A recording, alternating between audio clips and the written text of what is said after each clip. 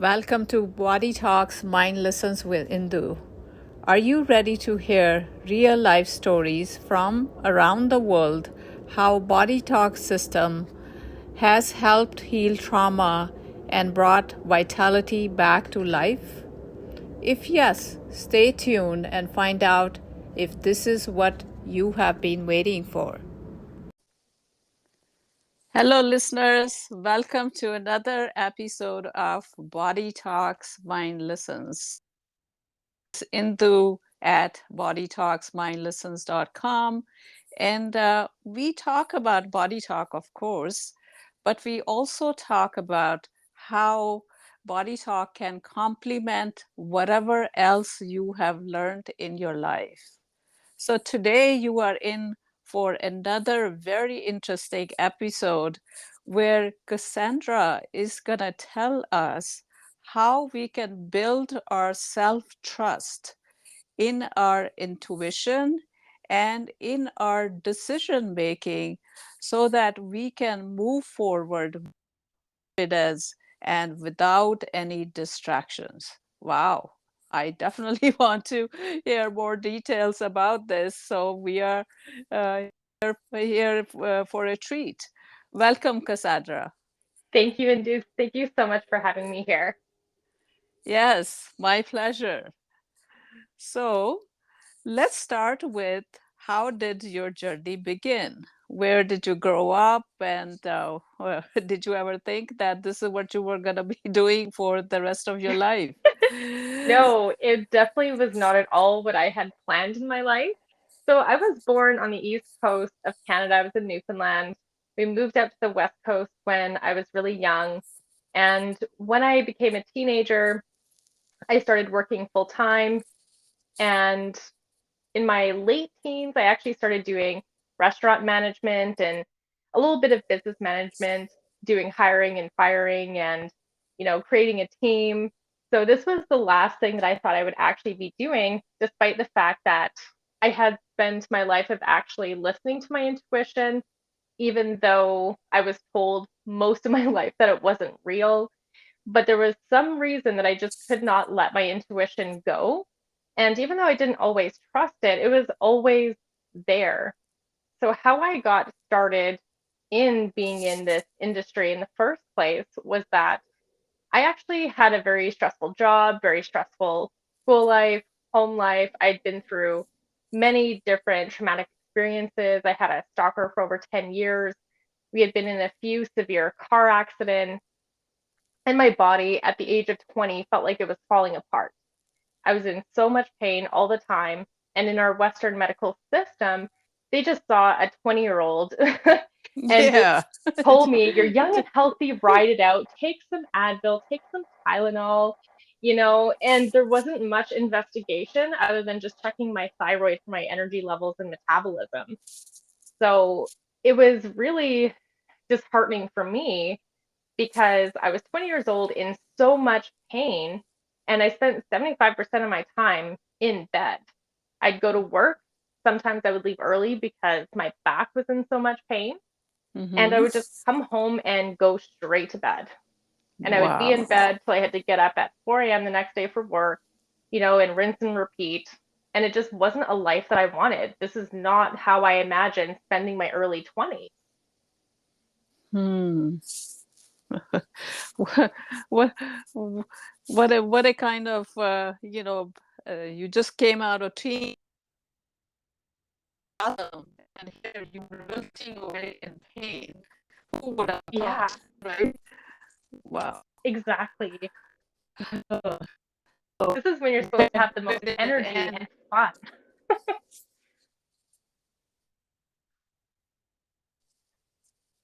are you back, Cassandra?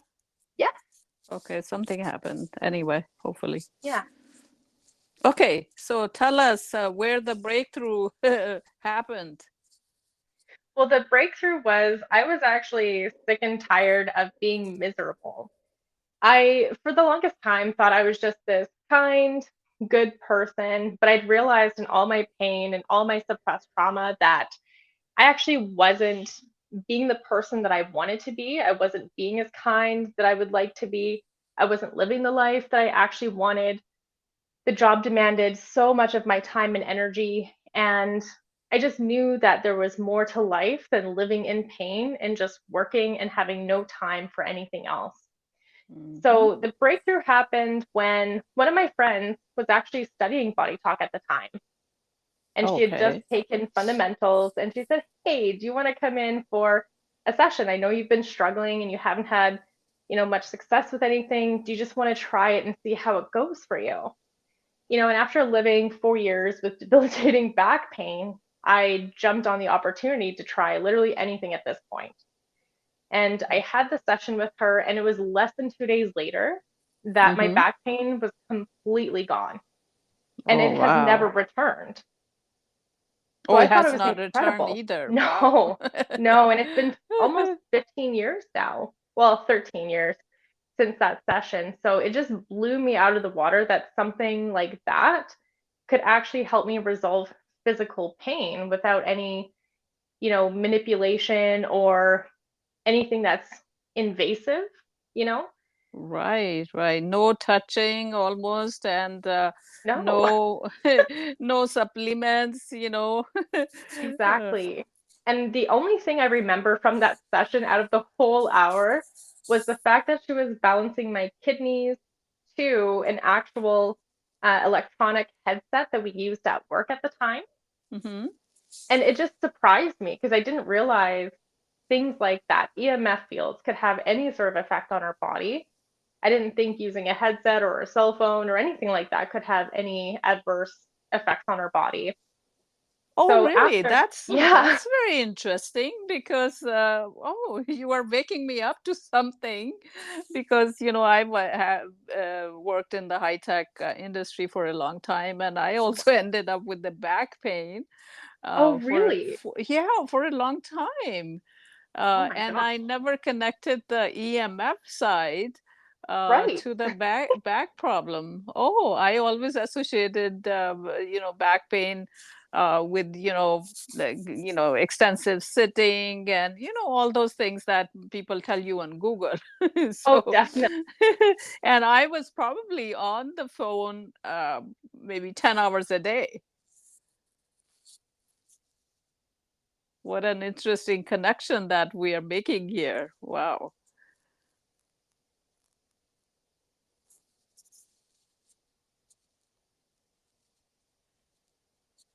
Are you there, Cassandra? You hear me? Yeah, I hear you now. Okay. No, so in body talk, what I've learned is that even though we have the physical aspects, and it's important with how we sit, how we move, a lot of that is also influenced by our experiences, our emotions, our stress levels, and so much more that surrounds us that we can't see. So it was really Hmm. eye-opening for me to see how my emotions and how the electronics actually played a part in the pain that I was carrying at the time. So after True, that true. session, it was, Yeah, yeah, it's multidimensional. Basically, that's what you're saying, that exactly, pain is not just physical, mental, it's all of it, physical, mental, emotional, and EMFs. Yeah. absolutely. Yeah. So after that session, it was less than 2 months later, and I jumped right into fundamentals myself. I got Oh, certified within 5 months, and a year after that, I quit my full-time job. And I moved to a completely different city. I started working at a clinic, and I just knew that for some reason at that moment, this is what I was supposed to do. yeah. Like you feel like you have come home, right? Exactly. That is the best part about body talk. When it hits you like a lightning, and you say, "Oh, I'm done with my life 1.0." All that stress, put that aside. Let's move on. Let's do something wonderful. At least that's how I felt. Well, exactly. And that's how I felt too, because in the job I was in, it was great. Don't get me wrong. I have nothing bad to say, but I felt like I wasn't making a difference in the world. And I knew that's what I wanted to do. I wanted to make a difference beyond just having a smile and delivering people, their food or resolving complaints. I knew there was something bigger than that for me. And I figured that out during fundamentals. And I even wrote down in a book, and I still have it written down, that body talk and doing this work is my calling. So to never give up on it. And anytime things get hard, I refer back to that message that was, probably 12 years ago now, since taking that course. Hmm. Yeah. So when did you become a practitioner? And did you mention you wrote a book or you're planning to write one? So in April 2012 is when I got fully certified as a BodyTalk practitioner. And Yeah. I've actually written in a couple collaborative multi-author books, just talking Hmm. about some of my journey in life so far, just some of the adversities that I've overcome, and kind of how people can do that for themselves as well. Just really spreading that word that healing is possible, even in impossible situations, that we always have a choice and a perspective that we can consider that we may not have known before. Right, right. Okay. So you were a co-author in this book, right? Yes. What is the title of the book? The title is called Sovereign, and it was by Kiva Publishing. Okay. Thank you.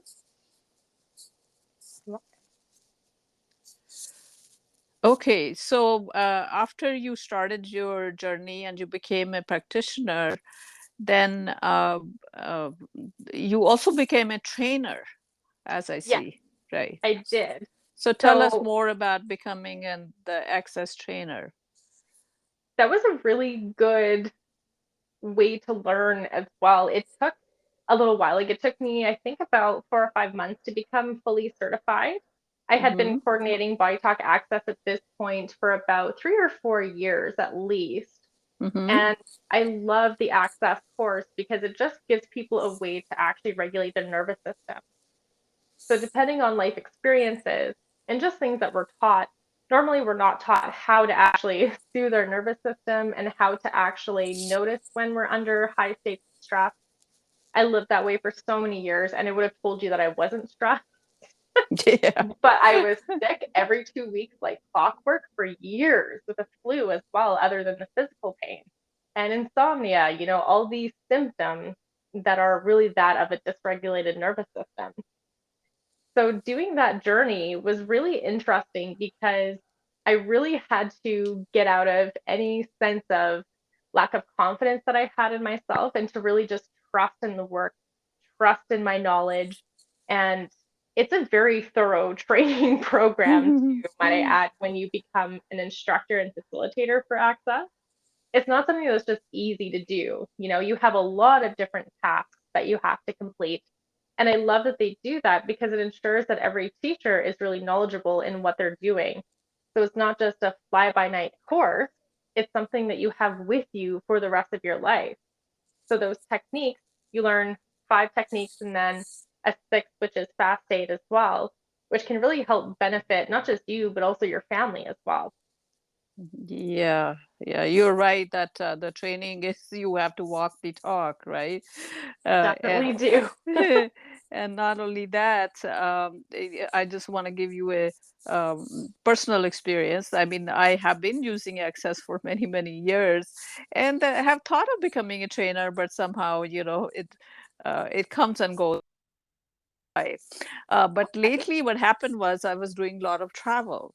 And even though I use my access routine on a daily basis, but in travel, you get distracted and you forget and whatever. Of And course. I just was having a lot of sleep disturbances during travel. Mm, And this last trip, I used access every day and I couldn't believe it that I had no problem sleeping. I'm going, amazing. huh? It's even connected to the sleep? I never thought It of is. that. Yeah, So, because when you regulate the brain, you also regulate your circadian rhythm. And it's really yeah. good. Cortices in general is what you can use to help you with things like jet lag and Yep. accustoming you to the new time zones and things like that. So thank you for sharing that. I've noticed very similar things for myself as well, where I would normally get nauseous while traveling or have severe anxiety. And if I do Yeah. access, I'm totally fine. Right, right.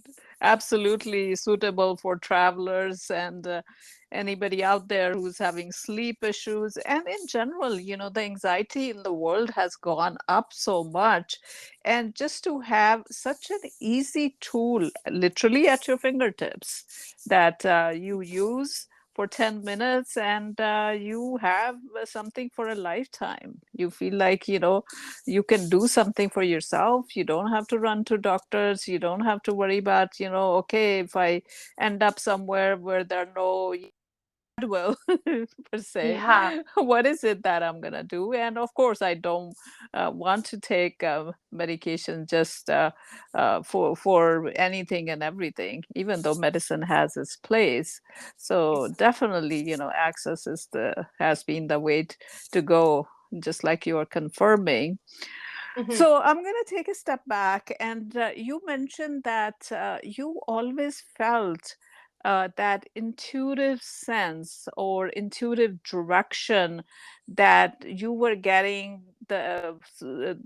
from inside. Yes. How did you decipher that? People hear voices in their head, as they call it, right?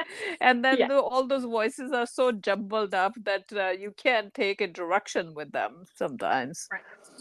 Yeah. So for me, it was more of a gut feeling. I didn't used to hear anything or see anything as much.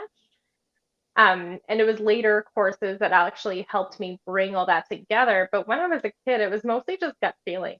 I would get gut feelings on situations or people, and Mm-hmm. I would be very vocal about that. And sometimes it would get me into trouble because, sometimes the truth isn't really wanted or able to be taken at that moment in time when there's no evidence. Do you know what Yep. I mean? Right, right. It's So, not trusted right away. exactly. So, over time, even though I would get those feelings and I would trust it a lot of the time, but because I was told that it wasn't real majority of my life, or that I was wrong about a situation until things finally came out, I actually began to doubt myself quite a bit. And this is why I'm so passionate with helping my clients on hearing their own inner voice, because often people will wait until they give the evidence to prove that their intuition was right before they trust it. True, true. Looking for physical evidence. Yep. Exactly. And it's okay to have some sense of validation in the beginning, but Mm-hmm. if you're constantly not listening and looking for evidence to support it, you're basically just saying energetically that you don't trust your sense of direction. And that's when we Mm. can get a little bit lost and ask multiple people over and over for different pieces of evidence, or, sorry, not evidence, advice, and not be able to make our own types of decisions for ourselves. Yeah, very true. I mean, decision making is a skill and an art, right? It is. And so many people are so confused about simple things like even when you ask them, where do you want to go for lunch? I don't know, but when you make a suggestion and go somewhere, that's exactly where they didn't want to go. But Right. when you ask them, they had no clue. So Yeah. half of the time, we're not even asking ourselves. And then the other half is when we ask, we don't trust our judgment. So that's Hmm. where the whole downfall occurs, that trust comes with making decisions, daring to make a decision, and then getting in the process of learning how those decisions actually come about. So, do you Exactly. have an example where you trusted your intuition and the decision was right on, and that's how you started building on it? Yeah, so it's happened quite a few times in my life. But for example, like we were talking about before, when I went into Body Talk, that was a full-on gut feeling that I just had to follow. It was Mm-hmm. like an inner nudging that I felt, like, go check this out, go do this training. And I Mm-hmm. just completely followed through. And from then, my life has done a complete 360, which has been incredible for me because I was living life in such pain and misery before. And now life is actually probably the best, well, it's not the best it can be. Things can always be improved, but I never realized life could be this good. To me, this would have been like a fairy tale to me 15 years ago. Yeah, very true. Very true. Trusting your intuition. But also, I feel that I don't know if you felt it that way. Where is the opening when you explain it to people?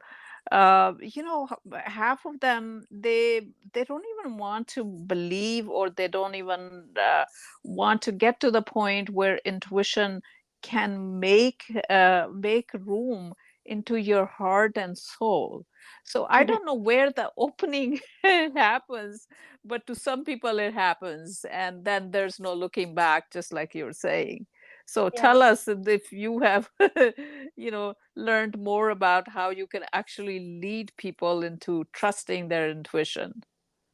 So, how I lead them is usually we go back into different experiences in which their voice or their opinion didn't matter. Usually, when people don't trust themselves or trust their intuition, one, they could have been taught that it isn't real. So then I give them examples of intuition to have an actual real life practical application, right? For example, you're thinking of someone and then all of a sudden they call you less than a day later or a couple days later, right? Hmm. That can be a form of intuition. Or you have a dream about something and it happens like a week later. Or you're driving and you get that feeling or knowing to take a left turn instead of going straight, and then you avoided either an accident or construction or something like that, right? So our Yeah. intuition doesn't have to be scary and have to do with spirits and things like that. It's practical application in our day-to-day life. Just simple, easy Hmm. things that we listen to that it could have small outcomes for us or even bigger ones eventually. So Yeah. for them, what we go back into is if they were ever able to make choices that weren't criticized, if they had supportive environments in their decision making, whether they made a mistake or not. Because mistakes are just opportunities to grow, but we're so based out of perfectionism that we think our plan has to be perfect before we execute it, or we have to make a decision that doesn't have any sort of bad effects, right? Like failure, which is also a perception. And then we just go into those memories and those emotions that are keeping people in that sense of self doubt and start to really trust within by releasing those experiences and any type of conditioning, right? Because as parents, we want the best for our kids usually. Sometimes we want them to go a certain route instead of just supporting their natural gifts.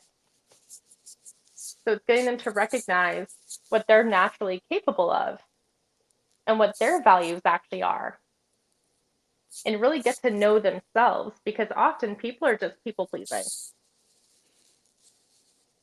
Yeah, absolutely. I feel like I need a session from you to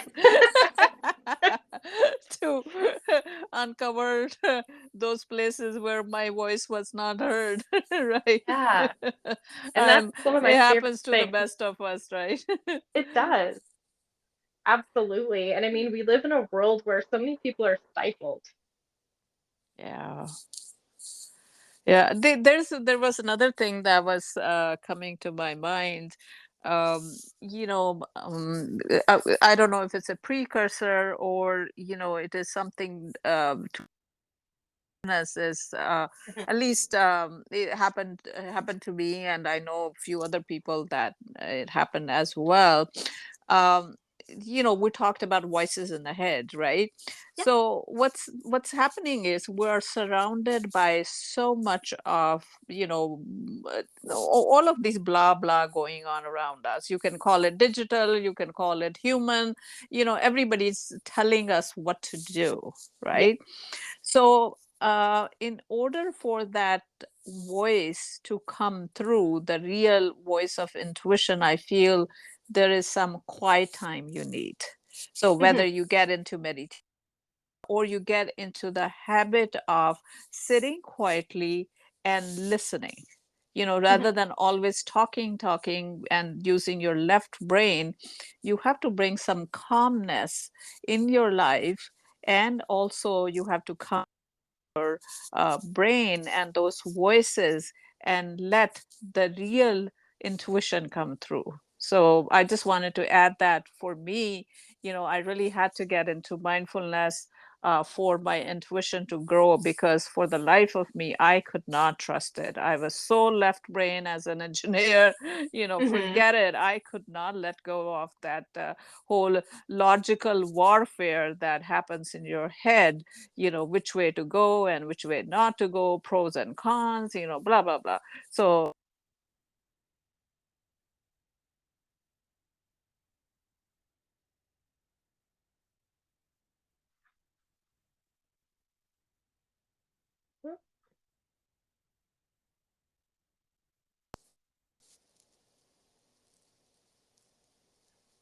are you back, Cassandra?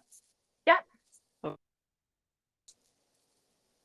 we're getting a little bit of periodic drop off on connection. Yeah, So not sure why. Just yeah, mine is yeah, full it's like bars. So it's bizarre.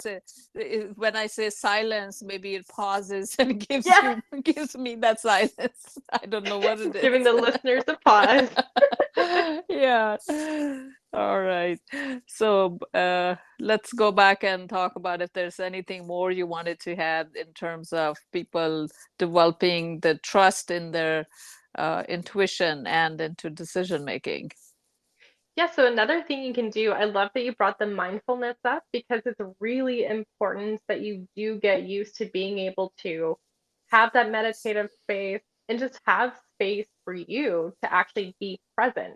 You can't process your emotions if you're always in your logical brain, if you're always in that go, go, go state. So taking that time to be in meditation, to get into your deep alpha, which helps open your intuition, like you mentioned, and also allow you to process anything that you might have been holding on to. But then the other thing that you can do is like a practical action as well in your day to day is to start keeping small promises to yourself. So anything that, so I'm trying to think of an example here because there'd be times where I would promise myself that I would go to the gym a certain amount of times a week, right? And then I just wouldn't go. So then I would feel worse about myself for not keeping those promises. But the more that I started going and keeping that promise, the more I made it a priority, the more I actually started to trust my own word and my own self in that way. So even though it's not directly intuition related, it's still around building trust within yourself, knowing that you're going to keep your word, which then when you start to set boundaries in life too around what it is that you're doing, it will help solidify that and it'll give you the time and space to also listen to your intuition. Very good and practical way of developing and trusting your intuition. I like that. Yeah. Actually, there's one thing that just occurred to me is that Hmm. how I have used intuition in my practical life. We all have this anxiety that I'm going to forget something, right? Right. And I always used to have this thing: I'm going to forget this meeting, or I'm going to forget, some important detail. And Hmm. then I decided I'm going to let go of that fear of forgetting, because if it is important and it is needed in my life, it will show up time. Right. And if it doesn't show up, it is not meant to be. Right. So it's almost like if you love something, let it go. Right. Yeah. It's So what detached. I started doing, and you wouldn't believe it, that anything that is on my calendar, or there's a meeting I want to attend, I say, I never tell myself I'm gonna forget. Or use the word don't forget. I say this is gonna show up when it's needed. Right. And sometimes, right, 1 minute before that, it gives me a click. Oh, I'm supposed to be at a certain place, or I'm supposed to attend a certain meeting. So it has taken care of so much of my anxiety about forgetting things, because now Yeah. the focus is on being directed and actually remembering at the right time the right things. And if I forget, I say, okay, it's not meant to be. Let it go. So Yeah. Exactly. I love that. And I think that's something that I could utilize more in my life too, because I often have nightmares about stuff like that. Being 2 hours late for a meeting or missing something that was important to me. So thank you for sharing that. That could be really yeah. helpful. Yeah, Yeah. it has been very helpful for me because, lived in the world of Silicon Valley of, 10,000 things to remember and, 20,000 to Right. you forget. It was always a challenge, which one I'm going to remember and which one I'm going to forget. And in the long run, I really trust that I do remember things that I need to remember. I'm Exactly. feel Things that good are about that. aligned. Yeah. So things are actually aligned for you in this moment in time, and things that don't work out, there must be a misalignment somewhere, or it's just not the right time. Exactly. There you Yeah, I go. love that. Yep. So, do you want to give us some examples of, people you worked with and how it transformed their life or directed them, towards their own intuition and, you know, trust into their decisions? Yeah, so I trying to think of some examples for that specifically, because a lot of my clients, it always seems to be a byproduct of the work that we do, even if it's just physical related and some emotional. It ends up giving them more confidence in who they are in the end, and it helps them Mm-hmm. transform many different things. But even recently, one of my clients had a foot surgery and had to get a bunch of hardware placed in her foot. And it was causing her a lot of pain and a lot of issues. It wasn't healing properly. And a lot of what we were working on with her is actually being able to stand up for herself.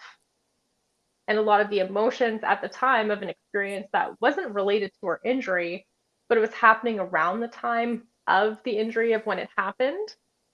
And the more that we worked on balancing her to the actual hardware and her finding her ability to be more direct, more vocal, those things actually started to heal. And she hasn't had any issues with the pain in that foot now for probably at least 8 months, I would say. Like it's healed pretty well. She's almost back to like full function. And it was something that was giving her a lot of problems for quite some time. And it was after the first session that she really had no pain after that. And it took some time to get her strength back after some of the sessions that we did, but it was really about figuring out for her how to find her sense of self. So Mm-hmm. even though things don't seem related, they are. Yeah, exactly. And of course, our feet are the foundation that we need for grounding ourselves. And I've also Exactly. seen that feet are related to when we get stuck in our decisions and we don't want to move forward. So Exactly. you are absolutely right that how it teaches you how to stand up for yourself. That's what the feet are for, because that's where your decisions come in. So you are right. It is related to groundedness and decision making and moving forward. Hmm. So yeah, great example. Thank you. Yeah. So tell us more about your business and your website and how people can get hold of you. So my website is phoenixmysteryschool.ca, and I offer a wide variety of services here. I do one-on-one sessions with Body Talk. I also do other things as well to help people into their decision making if they want to go deeper into soul realignment. And yeah, you can just find me through my website there. Okay. That's all And about me, all my different services.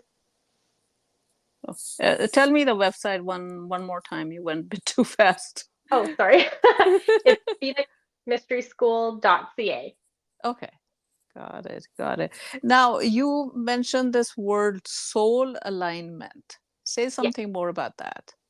So soul realignment is where we actually go into what makes you you at a soul level. So even though we are incarnated into this human form, we still have a soul and our own unique energy coding. So these sessions really illuminate what it is that you're actually here to do, how you're meant to create abundance for yourself, and some of the things that are really important values to keep in mind. And also how to know when you're not in alignment with who you actually are in this lifetime. So it gets you really connected to that. We work on ending any contracts or any agreements that are no longer healthy for you and how those patterns can play out in this lifetime. So once we illuminate what those patterns are, then you get to make the choice of how you're going to respond differently to those patterns now that you have the awareness of what they are. So, for example, one of my patterns in my soul had to do with silence. So, keeping secrets, not being able to fully vocalize things that I've experienced or gone through, or protecting people that shouldn't be protected, right? I've gone through abuse in my life, and instead of actually doing anything about the abuse, I just kept it a secret for myself and didn't tell anybody until recently. Once I uncovered that, I stopped being silent. I started speaking up more about certain experiences. And I just started ending that pattern and just started asking myself, where am I still keeping silent in my life? Which also can be keeping complacent. And Very really true. started to change that dynamic because otherwise I'm just going to keep repeating the same patterns. Yeah, you become the archetype. Exactly. So when during these sessions, are you using body talk in addition to something else, or are you so basically you're combining different modalities, or Yeah. So, this is the specific application of a body talk session? so soul realignment is its own modality. But Okay, in soul realignment sessions, we also do body talk sessions to help them integrate the information and help them solidify it for themselves. So, for example, if we're working with got it. patterns, we'll go into a body talk session and we'll just muscle test what's coming up and do the balancing around that. Sometimes it's related to what's coming up in the soul realignment, just whatever they need in that moment in time to be able to integrate. Okay, got it. Got it. Yeah. So this is how body talk works with whatever else right? Yeah, The beauty of combining different modalities. Yeah. absolutely. And of course, I only do the body talk session if it's a priority after. It's not like I just Okay. do it, you know? I just want to make sure people know that they are separate modalities, they do their separate things. And I always make sure it's a priority for which one that we're using. Okay. Yeah, that's in the beginning of the session, or even Yeah, during the session that can come up. What is a priority for this person? Yeah, exactly. makes a lot of sense. All right. So, what is the big message you want to deliver to the world? So for me, my message is that you can actually empower yourself to actually be in an optimal state of health, regardless of your conditions, regardless of your experiences. Healing is possible for each and every individual one of us. We can let go of that conditioning that we've been, brought up in, whether it's societal or media or family, and we can get to know what it is that we actually want for our life purpose, that we can live life on our own terms, that we can make our own decisions for how we want to create our life. And that doesn't need to be decided by anyone else but us. And we can come into positive choices, no matter how impossible it might seem, to create a beautiful life after adverse experiences.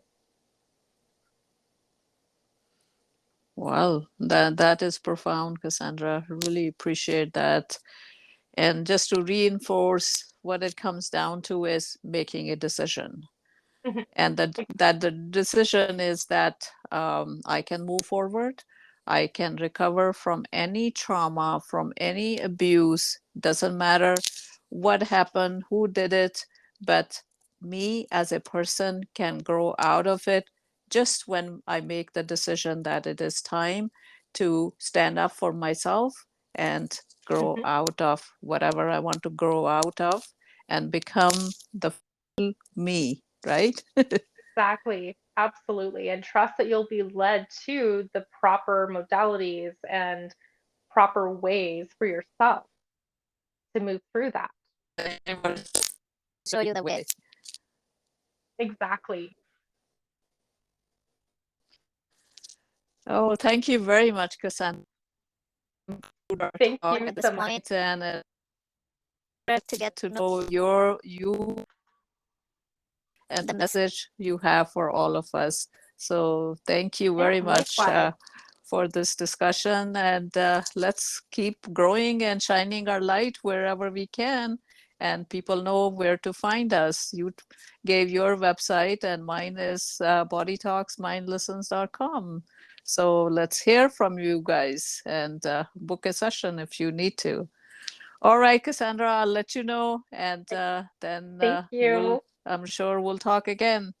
Okay, Sounds bye-bye. good. Thank you so much. Bye. Bye.